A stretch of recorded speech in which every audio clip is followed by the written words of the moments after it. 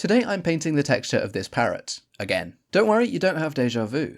This time, instead of attempting to paint the colours of the parrot when evenly lit, I'm instead painting how it looks away from a direct light source. I'm doing this because recently I've been investigating a few different methods of making the shading on my models more colourful. One method that I wanted to try was to mix between two different painted maps based on the light level, one map for dark areas and another for light. This lets me manually represent how each area of the macaw reacts to light differently, which is most obvious in the comparison between its blue and yellow feathers. In my traditional painting, you see that the yellow feathers become redder as the light decreases, whereas the blue ones stay blue but become darker. This painting ended up being significantly easier than the last one I made, mostly just because I had already done all of the experimentation work when I was making the first piece. I already knew how everything should be laid out in places like the wings or the face, so I just had to replicate those details but with different colours for this new map. Fortunately, the application which I made to paint my 3D models has a function where we can toggle between whether we display the webcam view or a loaded image on the model. This meant that while painting, I could easily switch between whether I was looking at what I was painting or the piece which I had already painted, making it much easier to line up details. Once I had finished this piece, I blended between the light and dark versions of the texture based on the lighting on the model, producing a really interesting effect where the lighter areas look like they're being painted over the dark areas as the light moves around. Let me know what you think of the effect, and be sure to follow for more.